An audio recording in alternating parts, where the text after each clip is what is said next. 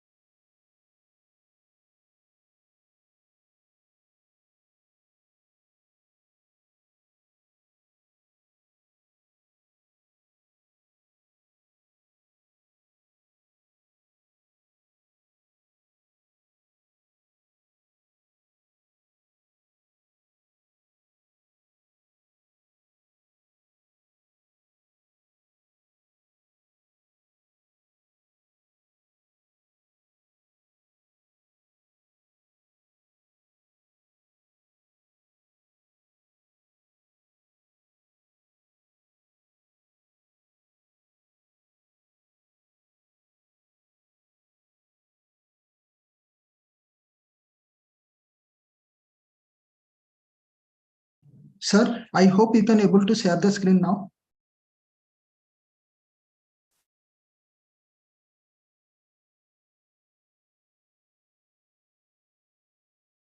Yeah, I can. I'm just doing it now.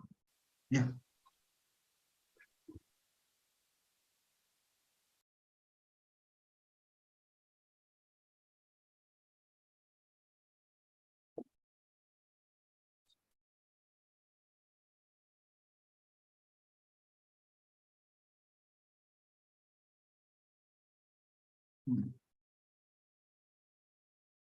Sir, can I welcome all them?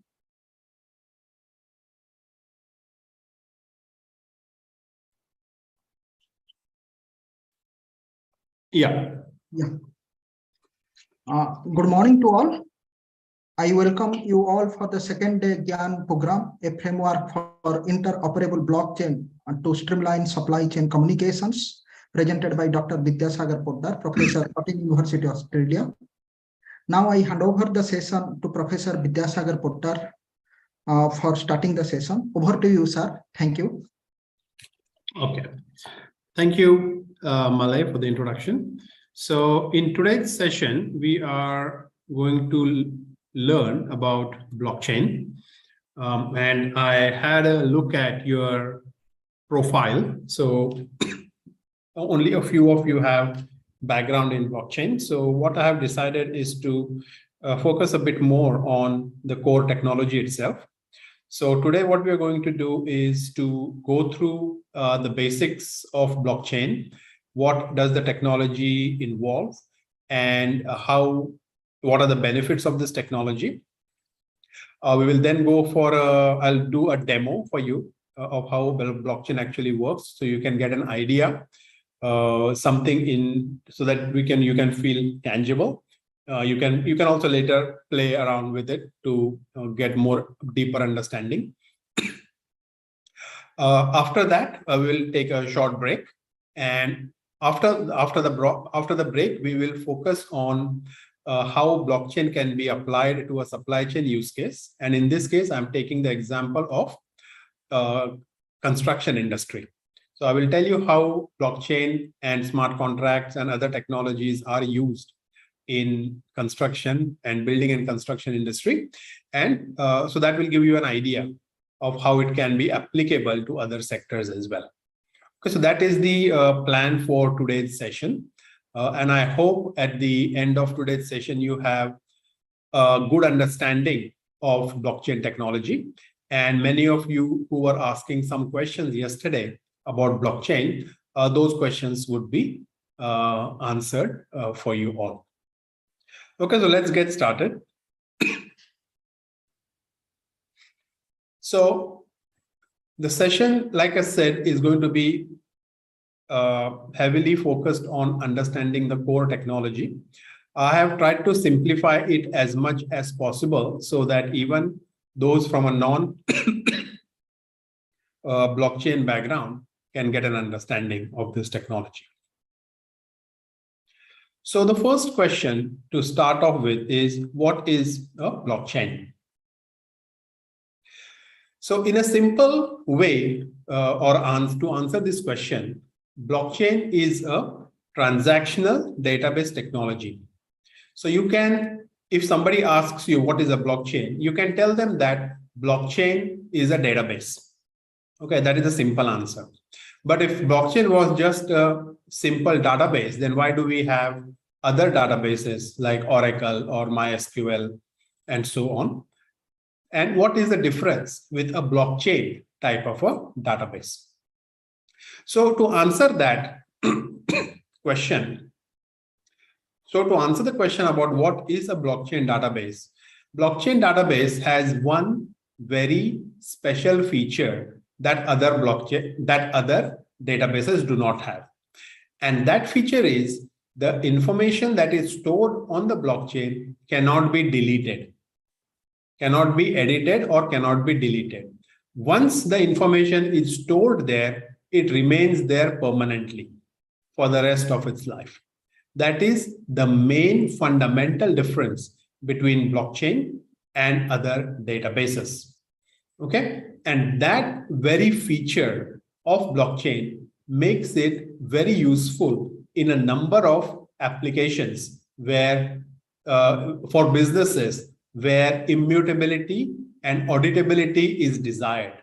So if there are situations or cases where you want to prove that this information has not been changed from the time it was created or it was not tampered, then blockchain will be the solution for you. So a simple example I will give you is, for example, an tax audit, right? If the tax office or Department of Taxation comes to you and they want to audit your business accounts, right? So there has to be some way to prove that these records that you have in your system, in your software, are not tampered from the time they were created. Because many a times it is possible to create fraudulent or add fraudulent information or change the information so that it may look better in a audit. So there could be many reasons why people may want to tamper the information. So blockchain can prevent that. So if you have added some information to a blockchain on a particular date and time, in the future, you cannot change that information. So there is no option or a facility where you can go and change it. So that is not possible.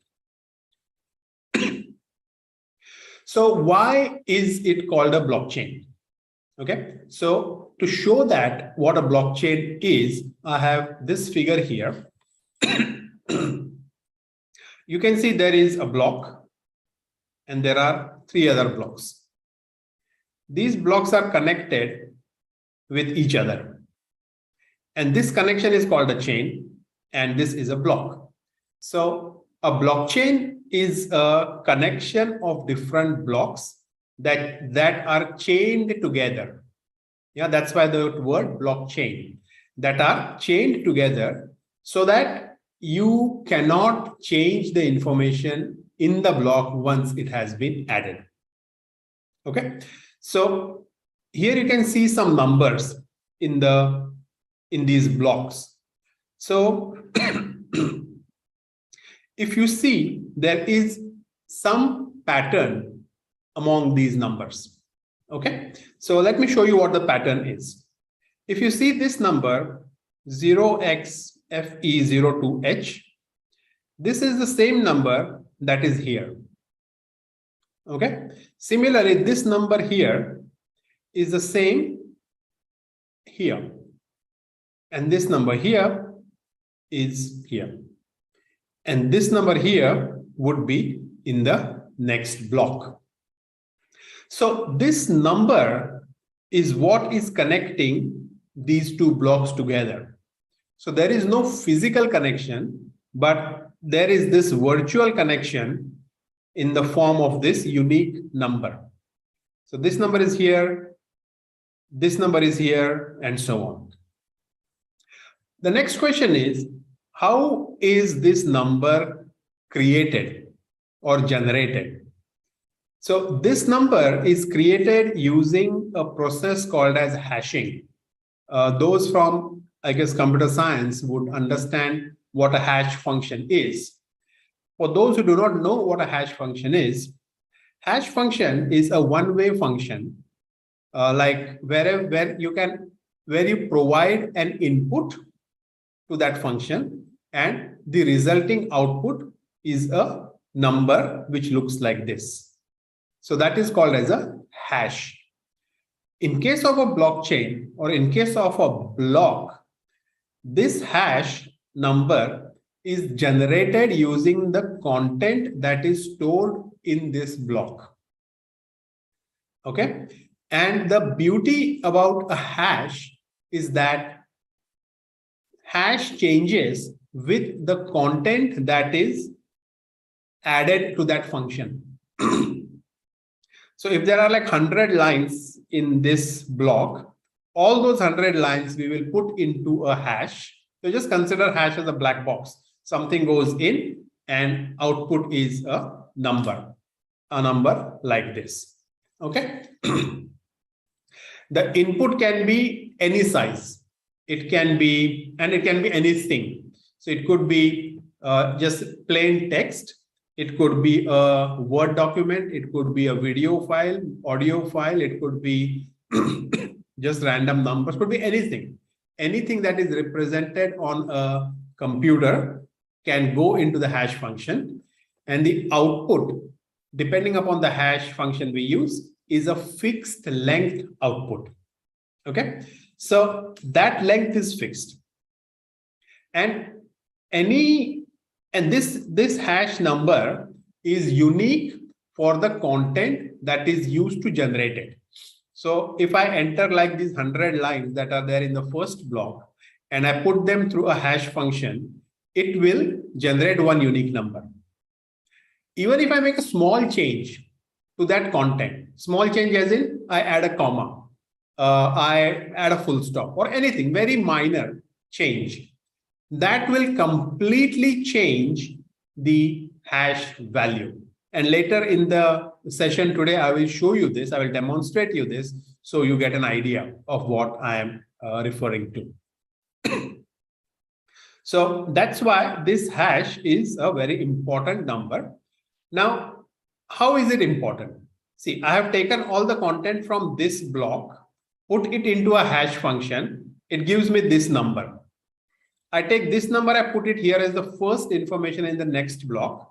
And then I fill up this block with other information. Once the block is full, I take all this data and put that into a hash function. It gives me another hash number. That goes here. Again, same thing. All the content here is generated, a hash is generated based upon all this content, and you get this number. So in essence, what I'm trying to say is, if you change anything here, all this will change. If you change anything here, this will not match. So that is the reason why hash is used in a blockchain to connect different blocks. Okay. Why is blockchain important? It is transparent and a secure way to track ownership and transfer of assets. So any transaction that we do on a blockchain involves transferring of value or assets or any information that is of value and relevance to the business in question. When we talk about assets, what are we talking about? So assets can be anything, right? I have got some examples here. Asset could be a digital record. It could be a digital asset like a token, and it could also be a smart contract. So smart contract, we will talk in the second half of this session. So leave it for now, but let me explain you some examples of digital records and digital assets. So if you have your mark sheet for your year 12 or for your university, that is a digital record, right? You can use that digital record to save it on a blockchain. So that could be an asset that we can record and permanently store on the blockchain. And the importance of that could be when you want to apply for a job, for example, you can give a link to the employer that you can go and check my digital records here, and they have been on the blockchain since I graduated. Right, so it reduces the possibility of fraud. Next example of an asset is a digital asset like a token. So if you are familiar with the following the blockchain and the cryptocurrency world, you probably already know what a token is. But token, to explain you in a simple way, is a representation of value. Yeah. So there are examples of tokens like every blockchain, right? For example, Bitcoin is a blockchain, Ethereum is a blockchain. There are many other examples of different types of blockchains. So every blockchain has a coin. And when that coin is traded or exchanged on another blockchain, it is referred to as a token. Okay. So just remember that difference between a coin and a token. Okay, next we want to move into the features of blockchain. So the first and the most important feature of blockchain is its immutability. Like I mentioned, any information that you store on a blockchain is tamper-proof. Yeah, you cannot change that information once it is added to the network. And how is that possible? Yeah, it is possible because we use cryptography, which is the technology that is used for securing information on the internet or on the web. Yeah, I guess you all will be familiar using online banking, right? When you're doing banking online, it uses the same technology that is used for building blockchain. So if you are comfortable using online banking, then I guess you can understand how safe and secure blockchain can be. Blockchain takes the security a step even further compared to banking solutions, because there are a lot of other security aspects that are incorporated, and how the way blockchain is architected makes it even more secure. So remember the first feature, that is immutability. The next feature is traceability. So traceability refers to origination of information. When did a piece of information originate? Where did it originate? Who created it? Why was it created? When was it created? How long is the lifetime of that information? And so on. So all these things refer to traceability. And traceability is important in business context, because you are able to prove that a specific piece of information, when it was created, who created it, and so on. And that becomes very important when you are trying to prove the authenticity of your information to a third party. So traceability is important. To give you an example of traceability from a supply chain point of view, traceability could be, do you know where your vegetables were grown? Right? If you go to a shop and buy, say, potatoes or tomatoes or any other vegetable, you do not have any visibility on when this was grown, where was it grown, how was it grown, all that information. That information refers to traceability. With blockchain technology, you are able to get to that level of detail and granularity in terms of information about an asset from the time it was created till now. The next feature of a blockchain is collaboration. So blockchain is distributed and a decentralized network. So in a sense, there are multiple copies of blockchain databases that are shared around the web or on the internet across different parties or different people. For example, if you want to own a Bitcoin blockchain, the only thing you need to do is to go to a Bitcoin website and download a copy of the blockchain for you, and you become a node. So the information that is stored on the blockchain is so much distributed and decentralized that it becomes very difficult for such information to be deleted or attacked by a hacker. And this happens because of collaboration. Everyone who downloads a copy of the blockchain, in a sense, keeps a record of the blockchain. And later, you will see that we use something called as a consensus mechanism to ensure that the information that is stored across all the different computers or anyone who has a copy of the blockchain, that is synced and refers to the same piece of information. So that way, that is why I was saying that blockchain is very secure, because there are so many copies of the same information that it is difficult for hackers to attack a blockchain solution or a blockchain platform.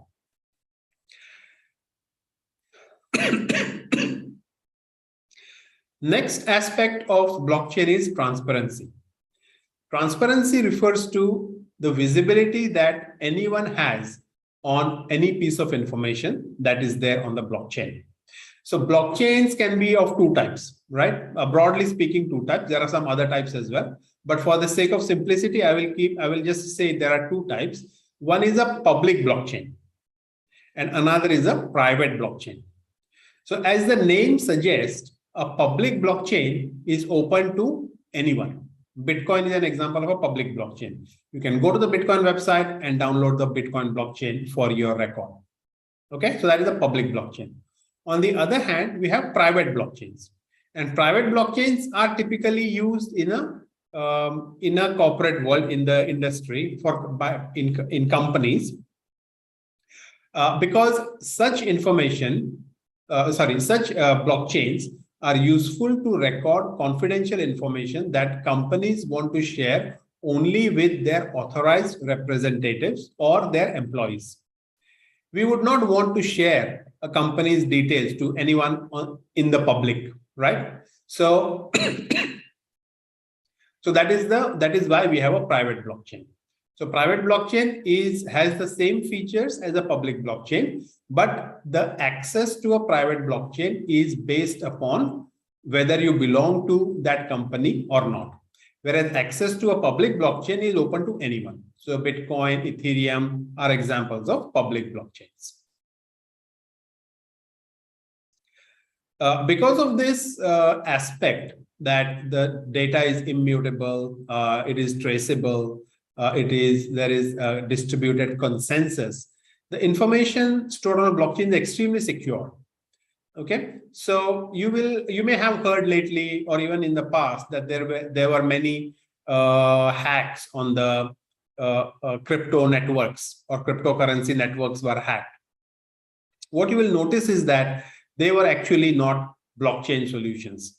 They were a standard web platform that was only allowing trading of blockchain or cryptocurrencies. So do not get confused with that aspect. Smart contracts is another aspect. To explain it simply, smart contract is a way of automating business processes which removes the human involvement as much as possible. Yeah, and I will walk you through 3 or 4 different examples later in the session where we can see how smart contracts are used in the building and construction industry. Consensus is, like I said earlier, is an agreement between different people or different computers on the current state of the information that is stored on the blockchain. Yeah, it's a very technical concept, and many, for example, proof of works is a consensus algorithm used in Bitcoin. Proof of stake is used in other other blockchains, and so on. But basically, what you can see with the consensus algorithm is it ensures that the information that is stored on different blockchain nodes is consistent, and it is what it should be. Another thing that blockchain helps is, or one of the other features, is the value transfer. Bitcoin is a very good example of transfer of value, where the value is actually financial or monetary value. So I'm transferring you 1 Bitcoin, which means I'm transferring you one money equivalent to 1 Bitcoin, right? So that is a value transfer.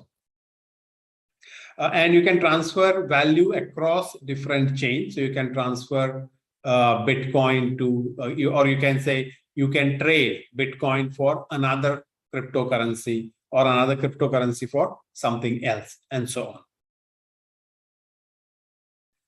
Next thing is about transaction verification. Every transaction that is added to a blockchain is verified.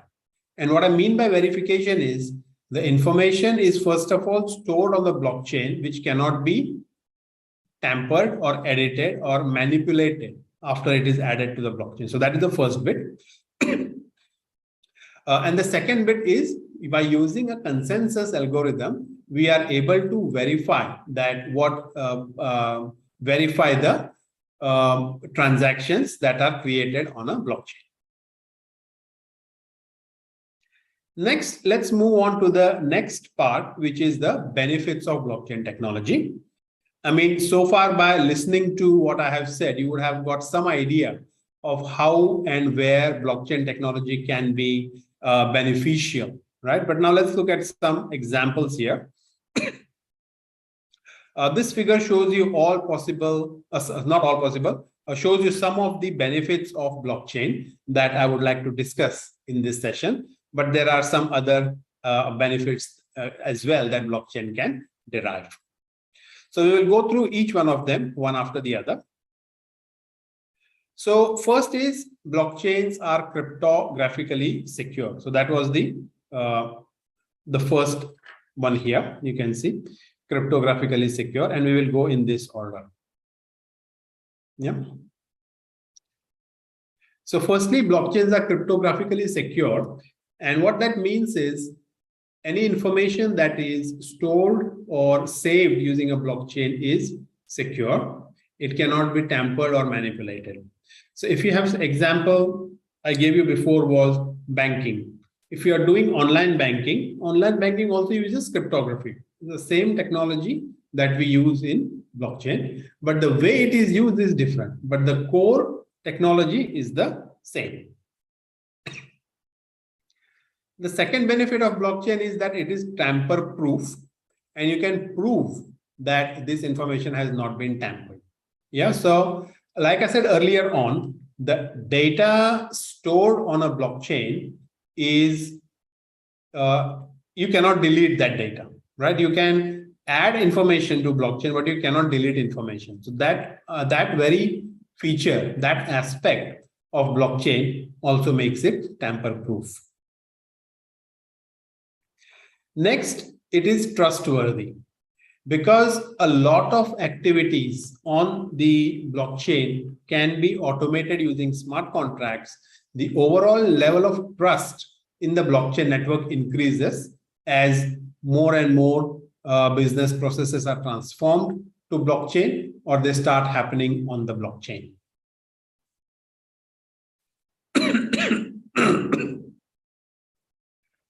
Transactions are also reliable, which means that there is full visibility and transparency and traceability of all the transactions that have happened within an organization.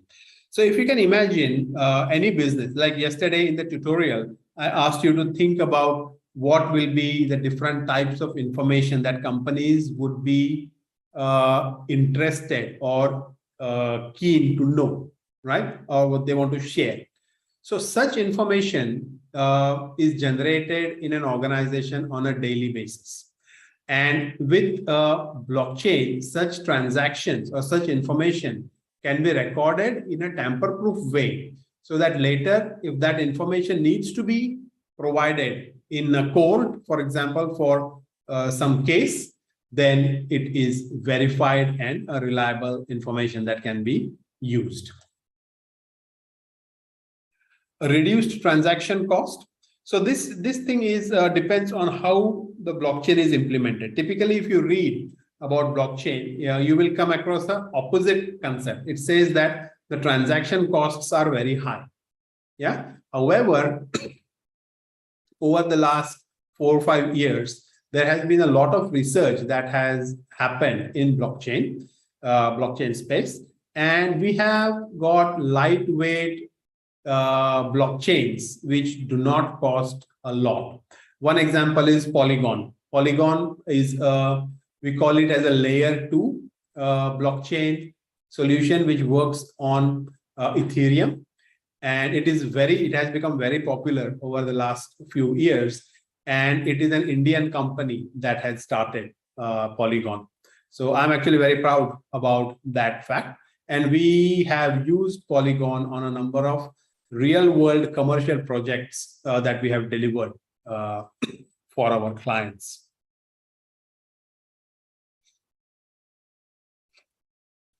The next important aspect is, or benefit of blockchain is its transparency. All the information that you want to be transparent, you can put it on the blockchain. So either your customers, your consumers, or anyone who wants to verify any claim that you make, then all the evidence required for that is available on the blockchain. And not only that, it is available from the time you post it on the blockchain. Okay, so that is very important. This can be very useful in case companies are promoting their sustainability efforts, right? So companies may say, we are a very sustainable organization.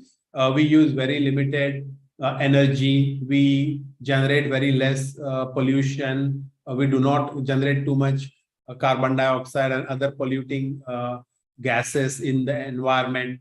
But how do you know that? You know, there has to be some way to verify such information.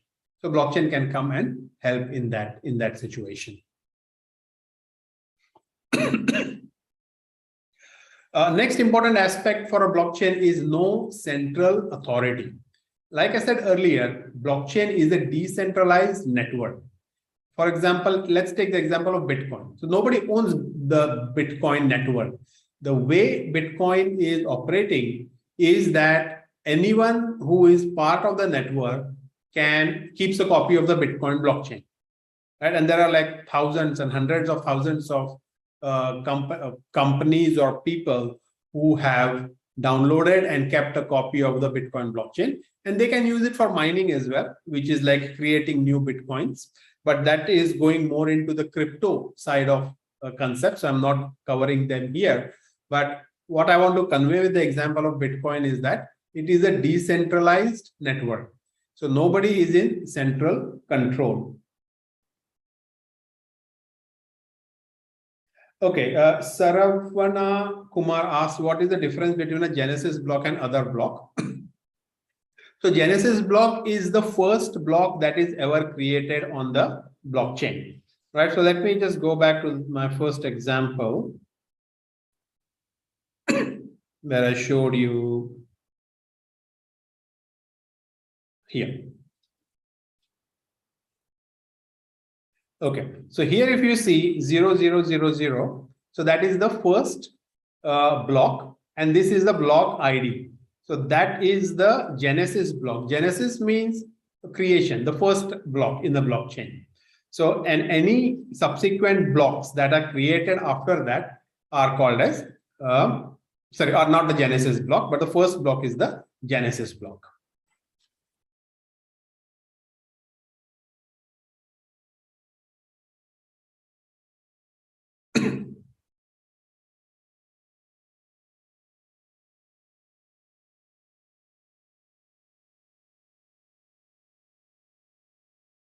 All right. The next important benefit is there is no single point of failure. And what do I mean by that? Like I said earlier, there are hundreds and thousands of different people and companies that have downloaded and keep a copy of the blockchain, which means even if one of the nodes or a network or a server that holds a blockchain crashes for some reason, the blockchain will not be affected. There are multiple redundant copies of blockchain on the web. So that prevents a single point of failure. One thing that may come, one point that you may think about is, let me go back a bit. So the technology that is used for blockchain is not new, right? It was there in the 90s or even earlier. But the way blockchain is using that technology is different. And that is new, which was first started in 2009.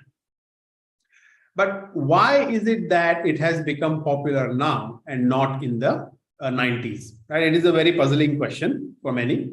So the answer is very simple. And the answer lies in the hardware, right? The computing power, the memory, and the storage, and the network bandwidth. I remember when I had my first computer when I was in India, it only had 640 MB of hard drive. Yeah. And it had, I think, 4 MB or 2 MB of RAM. It was a very, now if you think about it, it was very simple, but that was one of the high-tech computers in those days. And this was 1996 or 97 when I had that. So the technology for blockchain was there, right? Even in those days. But the cost of hardware was so expensive. So imagine in those days when I had a 640 MB hard drive, if I would work to buy a 1 terabyte hard drive, it would not have been financially possible for a lot of companies, a lot of people to even think of something like that, right? But as we move forward, and if you are, I don't know if you're aware of the Moore's law, which says that the compute power, the storage, everything kind of doubles in every 18 months or something along those lines. So that kind of continued, and in say 2009 or around 2010, the cost of hardware became affordable for the blockchain network concept to become practical. I mean, in theory, it was possible that you could build a blockchain with multiple redundant nodes spread across the web and so on. But if people didn't have the storage or the processing or the internet bandwidth, the concept would have just remained a concept. It would not have realized into an actual product or a service. But as the network infrastructure and the hardware infrastructure became cheaper, the blockchain technology could become practical and usable.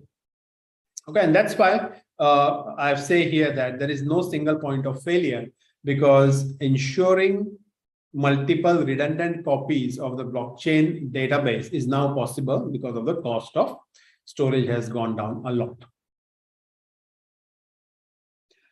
Okay, blockchain platforms. You can see 4 blockchain companies here. One is called Polygon, another is Ethereum, Algorand, Solana, and there are many, many different blockchains. If you search just list of blockchains, you will find so many new blockchains that have come up. We then also have Bitcoin, Cardano, Hyperledger, Corda. There are many, right? And every blockchain kind of brings something new in terms of features or something or the else to make the core blockchain technology become more accessible and usable and affordable. For example, the reason Polygon was created was because Ethereum was becoming very expensive. So to run a transaction on Ethereum used to take a long time and used to cost a lot, which meant that it became economically not practical to put a transaction on Ethereum. For example, if you want to put a transaction for a product or its traceability, and the product costs $10, but the transaction to put But if the transaction to put that on the Ethereum is going to cost you $20, it will not make financial sense. So things like that, the network got slow because it became very popular. Everyone wanted to be on the Ethereum network. But then it also had these challenges as the price of posting a transaction on blockchain became high. So for those new to blockchain, blockchain is a little bit different than the traditional databases, because here in a blockchain, you pay for each transaction that you put on the blockchain. Unlike in a traditional relational database, you have a relational database and you can add as many informations as you want, as long as you have the capacity to store it. But then the costing is the pricing there is different, whereas the pricing in a blockchain is based upon the transactions that you execute or push to the blockchain network. Blockchain statistics. So blockchain market is growing rapidly. So if you are thinking of entering in this space of blockchain technology, I think it is a very good time. It's never too late because there are a lot of opportunities in this network, in this field to do research, and not only research, but also to build solutions, or practical solutions or new products and services in the blockchain space. There is 86% CAGR, or compounded annual growth rate, predicted from 2020 to 2030. So that is really, really large. You can see the potential of blockchain and all the technologies that constitute within the blockchain umbrella. Next is the expected market in 2026. So that is just 4 years from now.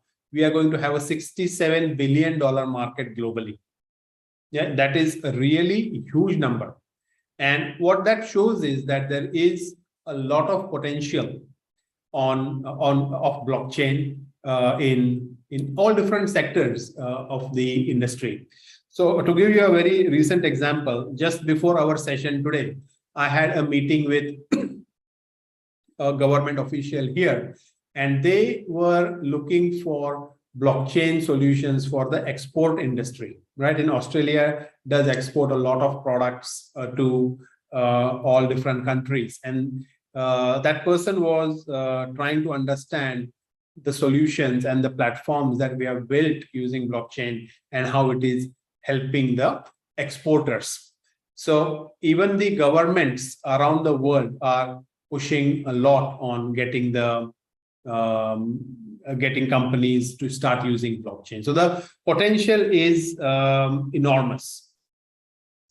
It is also predicted that this blockchain technology will generate a GDP of around $3.1 trillion by 2030. So that is just 8 years away from us. And that is the potential impact that blockchain technology is expected to have on the economies around the world.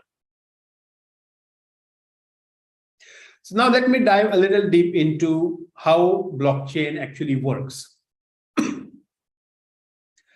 If you see the example here, basically a transaction has to be initiated, right? Either a company initiates a transaction. For example, I want to store some information on the blockchain, and this could be, let's say, a simple example. I want to prove that I want to submit my assignment. Okay, for example, you may have students in your university, and they regularly submit assignments. One simple use case would be, how do you know at what time they submitted the assignment, or that they have not copied or tampered with the assignment and so on? So I create a transaction, right? I create a transaction where I submit my document. It could be an assignment, it could be any other official document that you want to keep a record of, or maybe I'll give you another example that will be more relevant.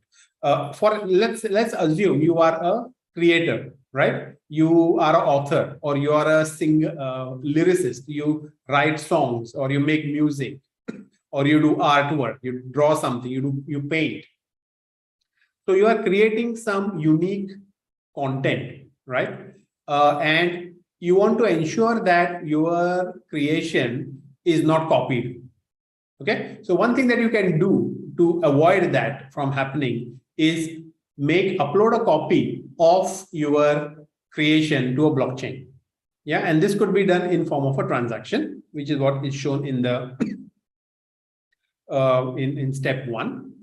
And for example, I upload, and why would I do that? Yeah, so one reason is I want to ensure that I kind of put my name on the content that I have created. So if it is a story that I have written, it would be ideal for me to put a copy of the story on the blockchain somewhere before I send it out to different publishers. Yeah, because I want to ensure that my story is not copied by others. So if something like that happens later, I can go to the blockchain and have evidence that the story that I have created was there on the blockchain on this and this date and this time. So if it is the first one on the chain at that time, it would be proven that you created that story. So once this transaction is created, a copy so once this transaction is created, this transaction then goes onto the blockchain network. A copy of all the same transaction goes to all the different nodes that are there in the blockchain network, and these are nodes that help to validate the transaction. Once the transaction is on the blockchain, you get a verification that, okay, this is your, like a receipt, that this transaction is ready, and this is your evidence that you have uploaded this transaction. And then it gets added to the blockchain, and a copy of all that, a copy of the confirmation of the blockchain, of the transaction on the blockchain is then sent to you. So that is the process of how information can be added, and this information can be anything, right? I give you an example of story that you have written, but it could be a song that you have written, it could be music that you have composed, it could be a small short video that you have recorded, anything, any creation that you have that you want to put your stamp on it as your creator, you can use blockchain for that. This was an example from a use case in construction, right? Building and construction. So this example was for individual users, right? This one is for a corporate user. So if it is a company, right, that is like a building. Yesterday we also saw that example. So if there is a building builder who is building a apartment or a house, that company has to deal with a lot of different stakeholders. So there's a client who is involved, the contractor, subcontractor, bank,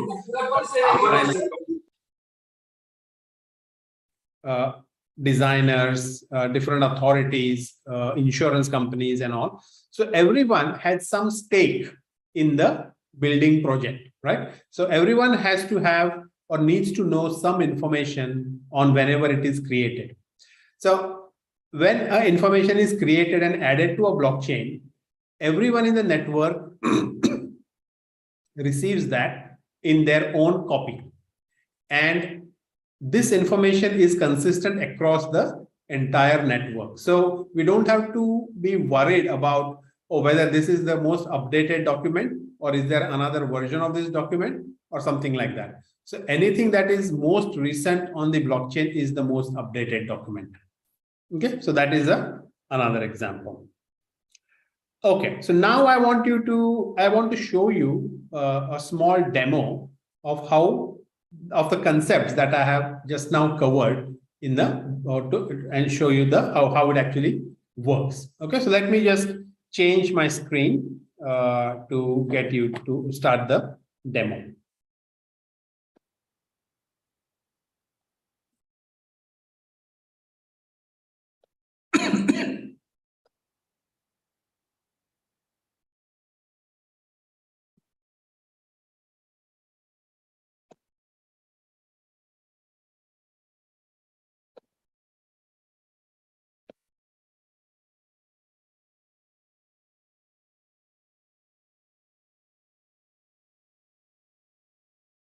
Okay, are you all able to see the screen?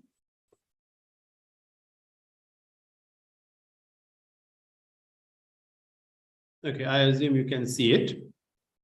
So at the very first part of today's session,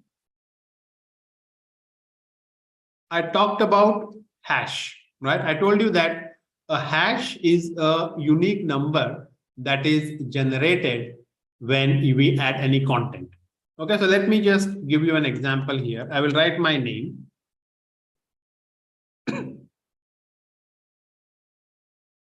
Okay, so I have added this. This text has gone into a hash function. Yeah, and it has resulted in this number. And you can see I cannot change this number, right? So this long piece of alphanumeric text that you have here is a hash of this text. If I just add a simple, if I add one character to it, say if I put a full stop, you can see the number underneath changes completely. I'll remove the full stop. You can see it starts with E503FFC, right? And I add a full stop. It starts with 2428286. So completely different. If anything that I add, even if I just copy the same thing twice, the number changes. Thrice, the number changes. Space, number changes. Comma, full stop, backslash, question mark, anything. I add anything to this text, to this, and I put that text into the hash algorithm. It will give you this number. So with this, you can get an idea that if you modify or tamper with any content, it will be easily identified. Okay, so let's so hash is the core concept underlying the blockchain. Next one I want to show you is a block. Let me just copy this. We can use the same content.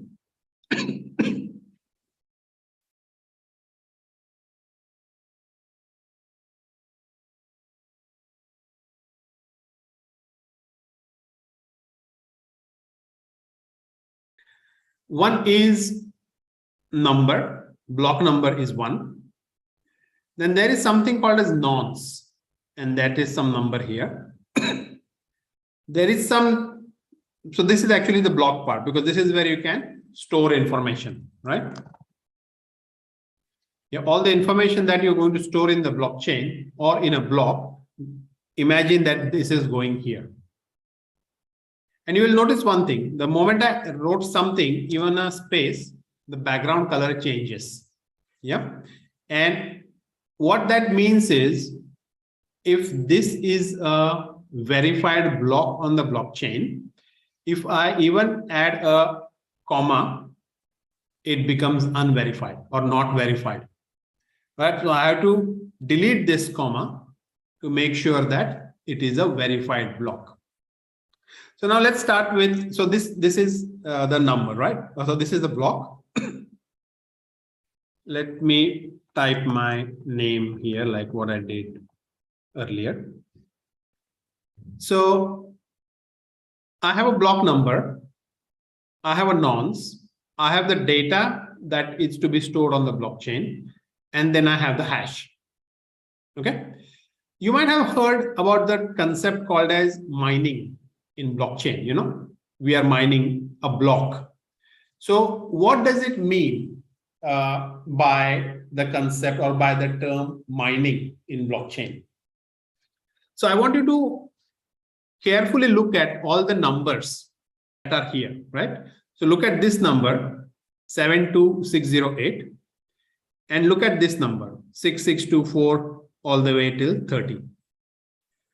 I'm going to press this button now, right? Which means I'm going to mine the block on a blockchain. Some numbers are going to change. I want you to observe that carefully and then tell me which numbers have changed. Yeah, and if you can find any specific pattern. So let me click this.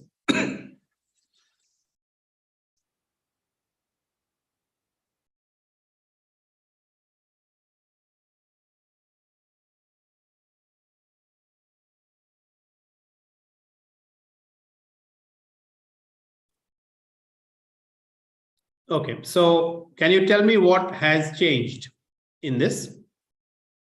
You can write that in the comments if you want, in the chat comments.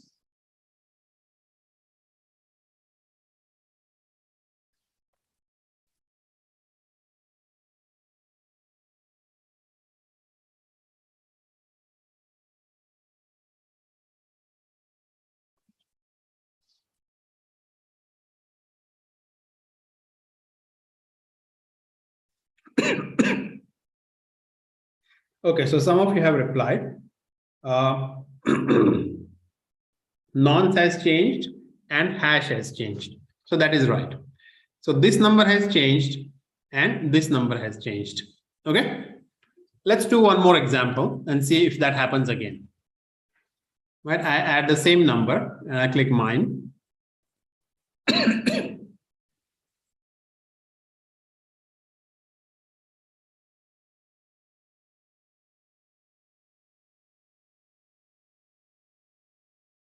What do you see now? Did you find anything else?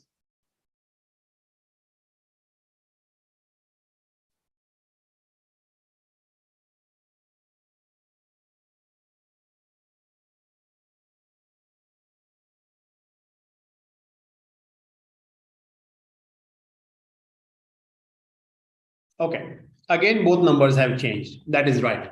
So what do you think that number nonce is for? Why would I need that number? Because previously when we created a hash, it was just a hash. So we added a text, it generated a hash. But in this case, we have a nonce. So what do you think is the importance of this number, or why is this number here? What is the role that this number plays in this whole process? Any ideas or any guesses?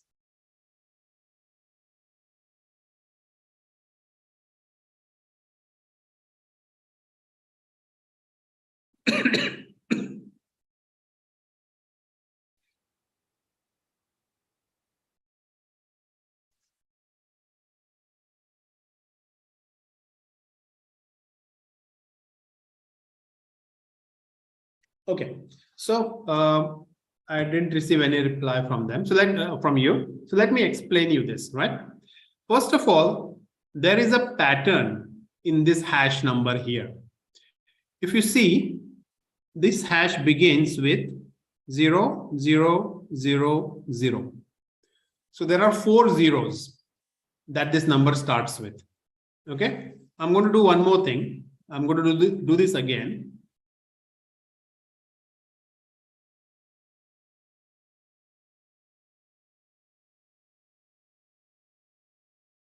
You notice this number changed. And then again, this number begins with 1, 2, 3, 4 zeros. Okay, so this number combined with this text, when it goes into a hash function, it generates a hash that begins with 4 zeros. So that is a criteria that is given for this blockchain, right? As an example. So what has happened is, from that, you noticed when I clicked the mine button, it did not immediately give you the result. It was kind of circling around for a while, and then it became green, right? Let's see that again.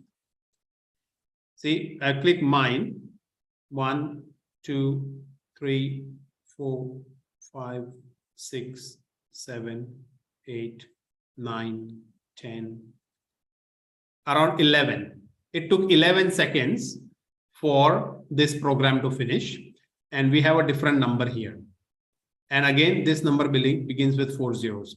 So what this is telling us is, in a blockchain, especially in a public blockchain like Bitcoin, we have to ensure that bad actors do not compromise the blockchain.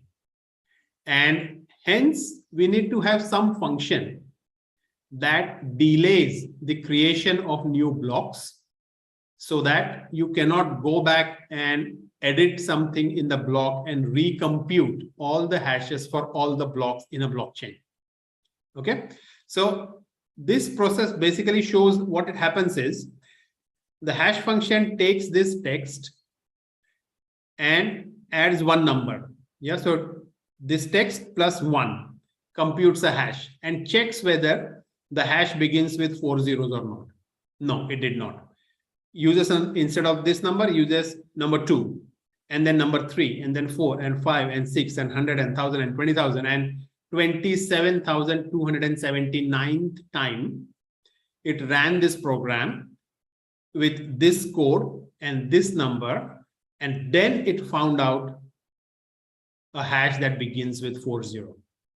So this is a concept of mining in a blockchain, which means it is a security mechanism that is built in to limit the number of blocks that can be created to avoid attacks on a blockchain. Right? Typically in a Bitcoin blockchain, it used to take 10 minutes to generate a block. And it uses an algorithm called as proof of works. So proof of work is this is a representation of proof of work, because it kind of shows you that we need to achieve a specific pattern in the hash, and only then that hash is acceptable as a valid hash for this blockchain. So in this case, the condition is that the hash should begin with 4 zeros. There is no condition that it cannot begin with 3 zeros or 2 zeros or 5 zeros or 10 zeros. If we increase the number or the pattern, it is going to take longer and longer to generate that kind of a hash. So if you want to increase the complexity or the time it would take to generate a new block, then you can make this requirement stronger. Okay, I hope that is clear.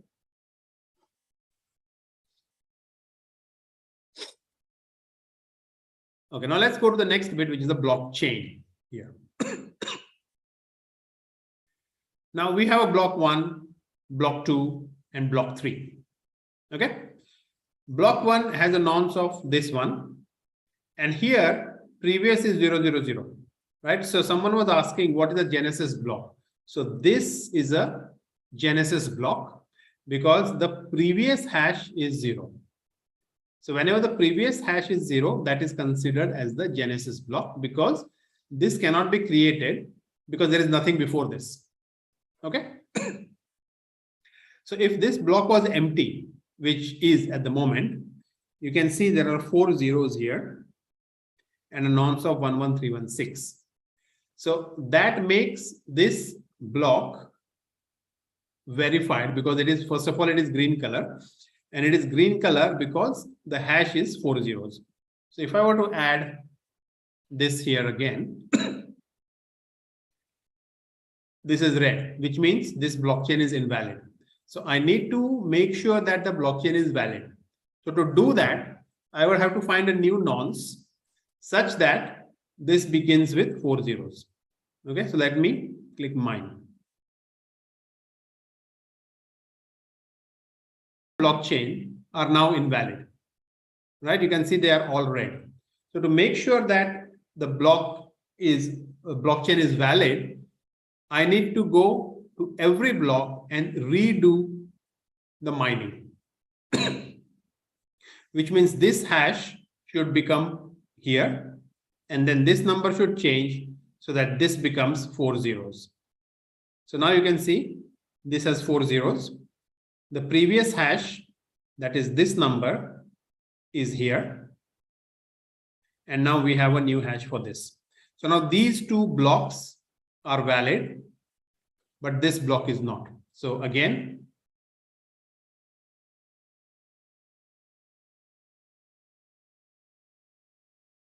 I have mined this block.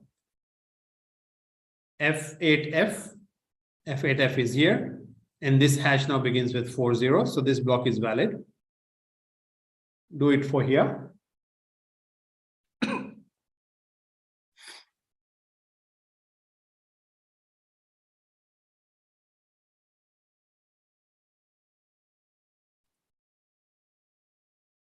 This is valid now. And let's do the final one.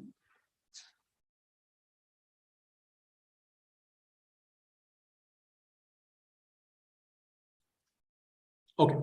So now what you can see that this is a valid blockchain because it meets the criteria that the previous hash should be the previous hash in this column, in this field should be the previous hash of the block. Yeah, that is satisfied for all. So this is a valid blockchain. Now imagine this is only the 5th block, but now in a real blockchain, there may be 100,000 blocks, right? If I were to go to say the 10th block in the blockchain, and let's imagine this is the 10th block. Maybe let's imagine this one as the 10th block. And I say, I add some fake information here. The moment I try to change a block which was previously mined, all the subsequent blocks in the blockchain become invalid. So I cannot trust the information from this point onwards. So to verify that this is genuine, I have to mine this. Come here, I have to mine this again.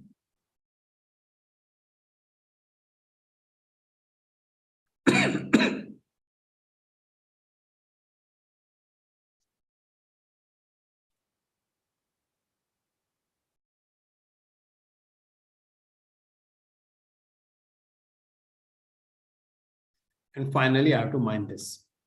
Okay, so you can see the time, even in this small, simple blockchain simulation, it is taking so much time. And I told you, like in Bitcoin, it takes 10 minutes for this process to happen.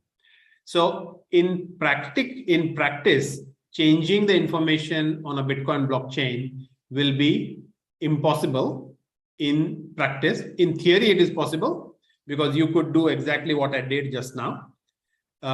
But this is not possible because at the moment it is only me who is doing it. But in a blockchain, there are multiple copies of blockchain, right? And then every copy has to match with each other. So if somebody goes and tampers this, only this chain will be different and it will be easily figured out that something is wrong going on here because it does not match with the other chains. So let's go to the next bit here. Now you can see A, B, C, right? So this is a copy of the blockchain on computer 1 or computer A. This is on computer B, and this is on computer C. So at the moment, everything is green. But if I were to change something, then this becomes incorrect.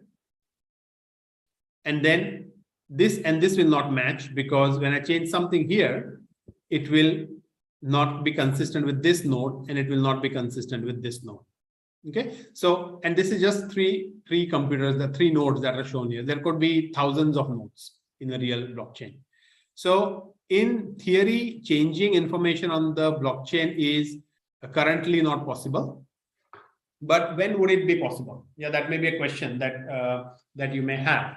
So there is one situation, one scenario where it is called as a 51% attack in blockchain space.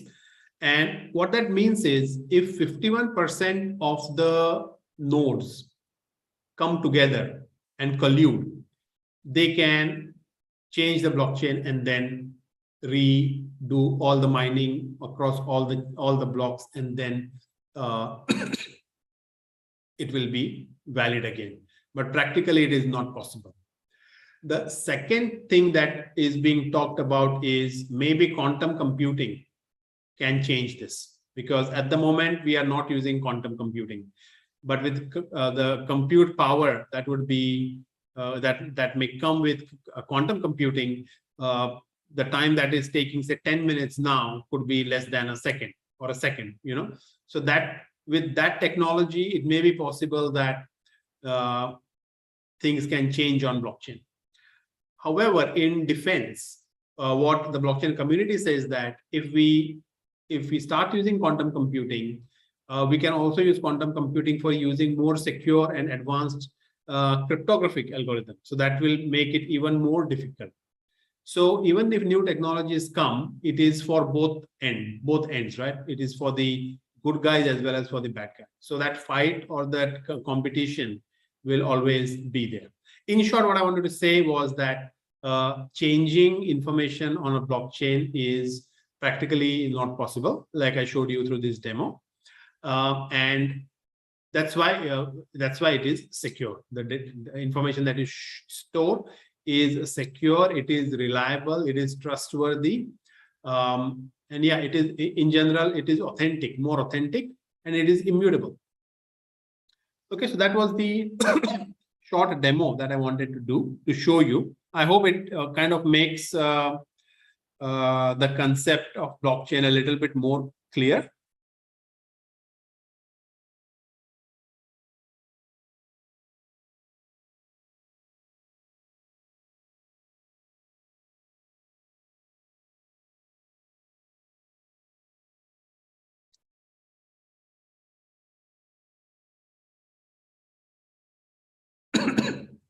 So this is a link if you want to go and try this out yourself later. andersbrownworth.com/blockchain/hash. You can see it here on the top as well. You can check this out later in your own time. Okay, so now let's take a short break for 15 minutes, and then we can continue with the second half of the session. If you have any questions, then do post them online, and I can answer that. Okay, so some of you are saying that it was clear, so that's good. Yeah, because sometimes it can be a little bit challenging to visualize what we are speaking. So I think this demo kind of gives you a very good and a clear picture. Okay, so let's take a break, and we can start again in 15 minutes. Okay, sir. Thank you, sir, for nice presentation, sir. Thank you, Mithun. Sir. Thank you.